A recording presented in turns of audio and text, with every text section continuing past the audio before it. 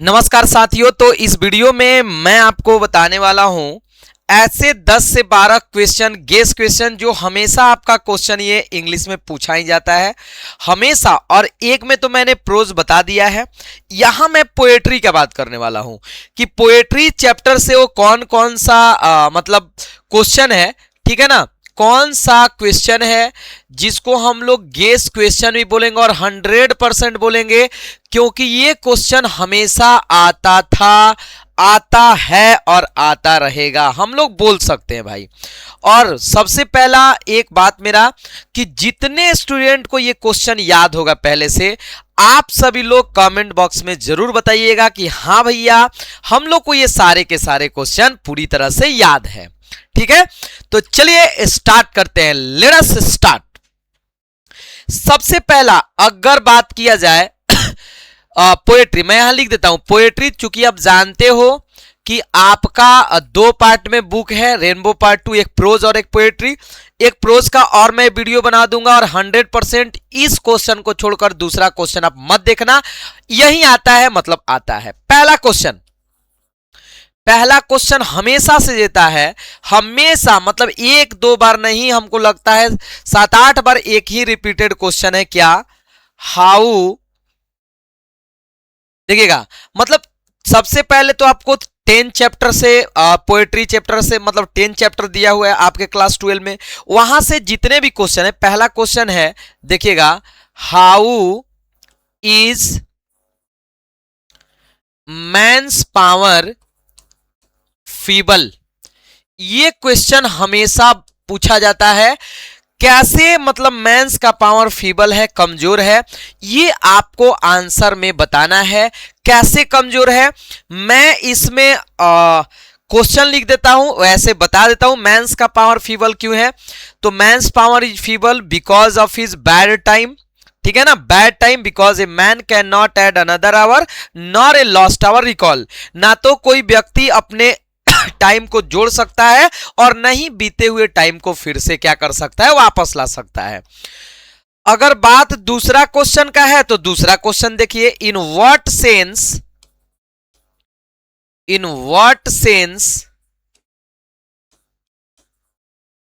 The lovers,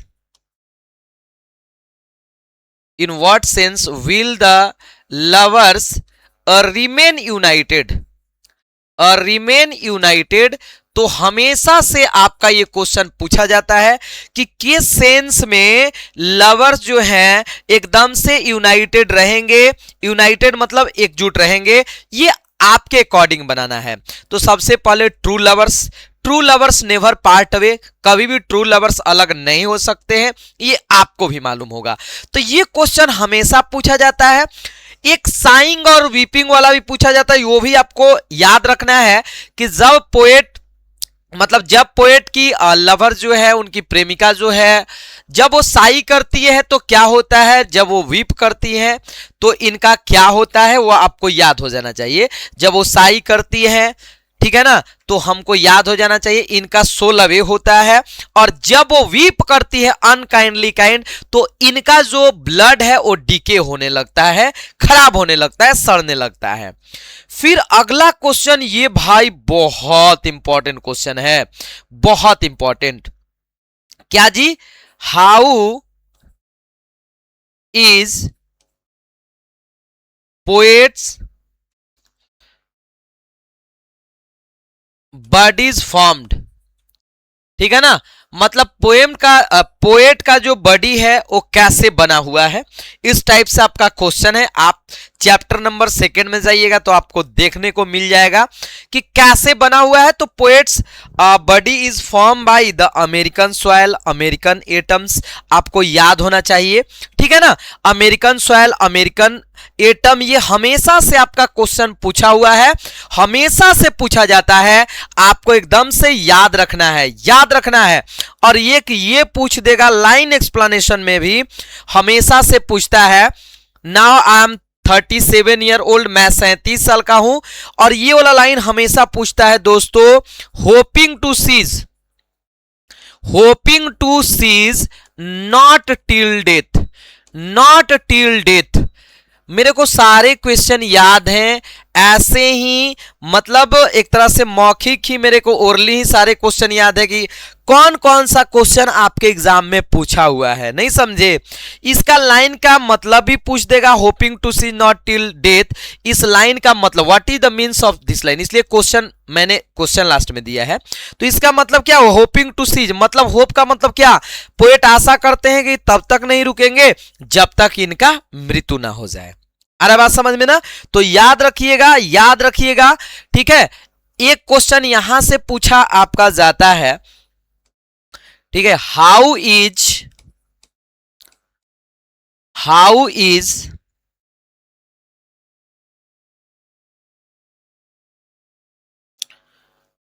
autumn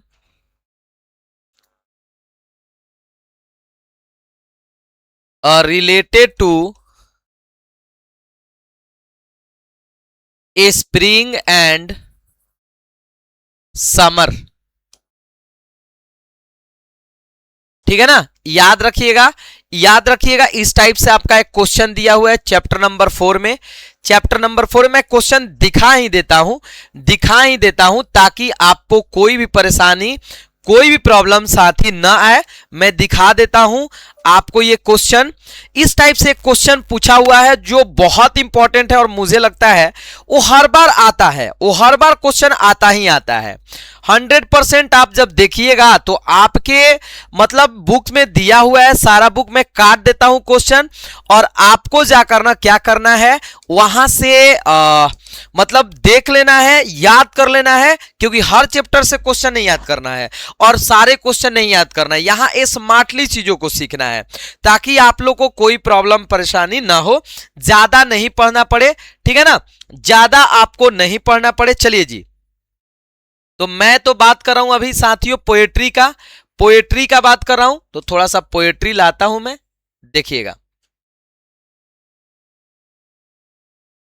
देखिए ये पहला में मैंने लिखा है, यहां देखिएगा पहला चैप्टर में मैंने लिखा है ये दो क्वेश्चन। पहला मैंने कौन सा लिखा है आप देख सकते हो, हाउ डू ये what makes a man's power feeble. दूसरा मैंने लिखा था कौन सा साथियों, हाँ, in what way will the lovers remain united, ये भी लिखा है, आप देख लीजिएगा जो मैंने लिख दिया है उधर। फिर दूसरा से मैंने आपका लिखा है सॉन्ग ऑफ माई सेल्फ से, थोड़ा सा रुकिएगा, सॉन्ग ऑफ माई सेल्फ से, यस, ये मैंने लिखा है, ये मैंने लिखा है what has form the speakers blood. वहीं क्वेश्चन नंबर 8 आप देख लीजिएगा, आप देखिएगा ध्यान से, ये क्वेश्चन हमेशा पूछा जाता है प्रूफ के साथ, किताब के प्रूफ के साथ मैं बताता हूं, ये हमेशा से पूछा गया है क्वेश्चन, ठीक है ना। मतलब कि आपको बताना है कि जो स्पीकर का ब्लड है, ठीक है ना साथियों, जो स्पीकर का ब्लड है वो कैसे बना हुआ है, हाउ का मतलब क्या, ठीक है ना, what has form the speakers blood. तो आपको आंसर अकॉर्डिंग टू क्वेश्चन देना है, ठीक है। अब आइए क्वेश्चन नंबर चैप्टर नंबर 3 पर। तो चैप्टर नंबर 3 में तो कोई क्वेश्चन पूछता नहीं है, बट मैं आपको बताता हूं कि कौन सा ऐसा क्वेश्चन है जिसका आने का संभावना हो सकता है। तो बस एक क्वेश्चन याद रखिएगा, ठीक है ना, ये एक क्वेश्चन याद रखना जो कभी कभी पूछा जाता है, हाउ डू, देखिएगा एक second, how do we complete our last journey to the grave, कैसे हम लोग अपने लास्ट जर्नी को ग्रेव तक कंप्लीट करते हैं। तो आपको मालूम है ना, कैफीन में ले जाया जाता है, ठीक है ना। कैफीन, कैफीन का मतलब एक ऐसा रहता है जहां जैसे हमारे फौजी भाई यदि उनका मान लीजिए वो मरते हैं तो उनको वहां से लाया जाता है, उसी को कैफीन बोला जाता है, ठीक है ना। तो याद रखिएगा, इससे ज्यादा क्वेश्चन नहीं पूछेगा। चैप्टर नंबर 4 पर आते हैं जी, चैप्टर नंबर 4 पर देखिए, हाँ ये क्वेश्चन था, how are autumn and summer related to spring, मतलब ऑटम और समर कैसे स्प्रिंग से रिलेटेड है। आपको ये क्वेश्चन एकदम से याद हो जाना चाहिए। तो सबसे पहला बात आपको याद होना चाहिए कि ऑटम और समर स्प्रिंग से कैसे रिलेटेड है। तो ऑटम जो है ना स्प्रिंग से पहले आता है और समर स्प्रिंग के बाद में आता है, ठीक है। लिख लीजिएगा, लिख लीजिएगा, कोई दिक्कत परेशानी नहीं है। What happens in autumn, autumn में क्या होता है, तो ये भी कभी कभी पूछा जाता है, लेकिन मोस्टली उम्मीद रहता है कि हमारा कौन सा क्वेश्चन पूछेगा। क्वेश्चन नंबर 5 100% पूछता है, इतना याद रखिएगा, इतना याद रखिएगा। आइए अब क्वेश्चन नंबर 5 में जो मैं टिक लगा रहा हूं उसी क्वेश्चन को आप लोग को लिखना है, ज्यादा फालतू के क्वेश्चन नहीं पढ़ना है। इसका भैया ये क्वेश्चन तो काफी फेमस क्वेश्चन है और मुझे लगता है कि ये क्वेश्चन हर स्टूडेंट को याद होगा। कौन सा? What does the poet think about beauty, मतलब ब्यूटी के बारे में पोएट क्या सोचते हैं। तो beauty is not forever, beauty हमेशा के लिए नहीं होता है। It will pass after some time, ये कुछ ना कुछ दिन के बाद क्या हो जाता है, खत्म हो जाता है, समाप्त हो जाता है। What does the poet mean when he say and when I crumble, थोड़ा सा ये भी पूछा जाता है, बट ये मोस्टली इंपॉर्टेंट। इसका मतलब क्या है जब वो बोलते हैं when I crumble, इसका मतलब है कि वो बताते हैं कि जब मैं मर जाऊंगा, when I will die, crumble का मतलब die, there is no person in this country who can remember you, जो तुमको, मतलब यहां कोई भी व्यक्ति नहीं है जो तुमको क्या करेगा, याद करेगा। ठीक है, तो याद कर लीजिएगा ना। आप लोग बताइएगा कि हाँ भैया जो जो क्वेश्चन आप काटे हो प्रूफ के साथ, हम लोग एकदम याद कर लेंगे, हम लोग एकदम से याद कर लेंगे। बस इसमें ये तो क्वेश्चन फेमस क्वेश्चन है और एकदम एक नंबर का क्वेश्चन है। Is the speaker afraid of death, क्या स्पीकर अफ्रेड ऑफ डेथ है? क्या स्पीकर मृत्यु से डरते हैं? तो नो भाई, no, the speaker is not afraid of death because a soldier never afraid of death, कभी भी डेथ से नहीं डरता है भाई। फिर आपका क्वेश्चन ये बोला, in that rich earth a richer dust consider, dust का मतलब क्या हो गया? तो बॉडी ऑफ सोल्जर, डस्ट का मतलब क्या हो गया? Body of soldier. तो ये भी याद रख लीजिएगा। लेकिन mostly important question number 1 question है। और मैकेव्यूटी से आ जाइए, थोड़ा सा मैकेव्यूटी से आ जाइए, मैं दिखा रहा हूं आपको, बस मात्र एक क्वेश्चन, कुछ नहीं। ये question number 3, question number 3, why is Macavity termed a criminal? तो Macavity termed as a criminal, Macavity is termed as a criminal, क्यों इसे क्रिमिनल कहा जाता है? Because it can defy the law, it defy the law of human beings, law of gravitation, सारे लोग को याद होना चाहिए। आप लोग कमेंट करके बताइएगा कि आपको कितने क्वेश्चन याद है। मैं प्रूफ के साथ बता रहा हूं, मैं प्रूफ के साथ सारे के सारे चीजें कर रहा हूं ताकि आपको कोई दिक्कत ना हो जाए। ठीक है ना, कोई परेशानी नहीं हो। ठीक है ना, चलिए जी, अब क्वेश्चन नंबर मतलब चैप्टर नंबर हम लोग 8 पर आते हैं। 8 से मतलब उम्मीद नहीं रहता है क्वेश्चन आपका पूछता है, लेकिन पूछ भी दे तो देखिए ये वाला क्वेश्चन पूछता है कि उन्होंने घाट पर क्या देखा। देखिए विच इवेंट, एक सेकेंड रुकिए मैं बता, हाँ, what does the speaker see observe in the morning at the ghat, क्या देखा? The speaker see observe in the morning, जब भी हमारा सेंट क्या देखा, क्या देखा? बर्निंग घाट पर क्या देखा? आधा जला हुआ बॉडी, याद है ना, हाफ बर्न्ट। ठीक है, तो लिख लेना, लिख लीजिएगा ना, आप लोग बताना, आप लोग बताइएगा। ये मोस्टली इंपॉर्टेंट, ये 100% वाला मैं बता रहा हूं। फालतू के क्वेश्चन तो बहुत सारे आप लोग ऐसे ही याद करते होंगे इधर से उधर से, बट इसको याद कर लेना और इसमें केवल एक सिसली वाला याद कर लेना, ज्यादा आपको याद करने का जरूरत नहीं है। What is the mean Sicily July with Etna smoking?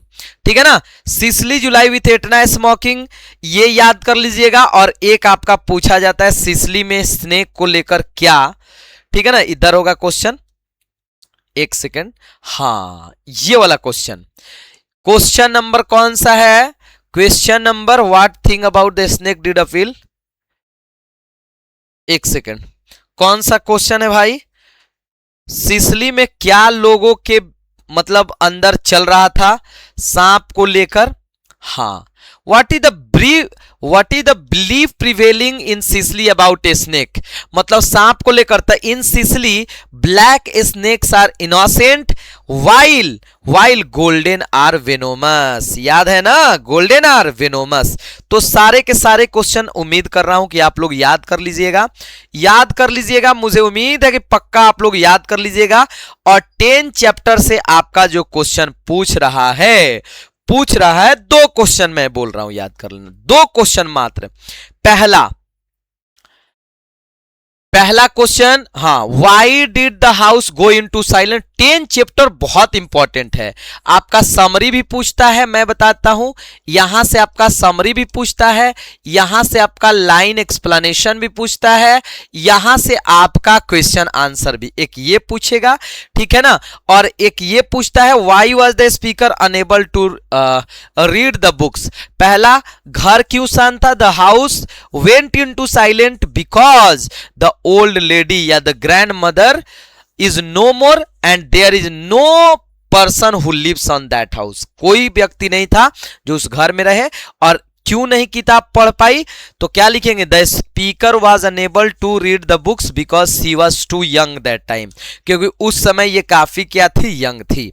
तो एक बार आप लोग कमेंट करके बताएंगे कि हाँ भैया, अब यहां से आपका आराम से, चूंकि देखिए 10 क्वेश्चन पूछता है, नहीं समझे, तो 4 क्वेश्चन मतलब 8 नंबर का आपका पक्का, 8 मार्क्स यहां से एकदम 100% ले लीजिए।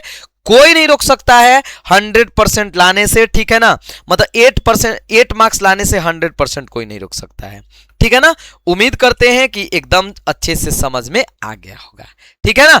आप लोग कमेंट्स करके बताना कि हम लोग को भैया याद है, ताकि मैं अगला वीडियो बना सकूं। जय हिंद।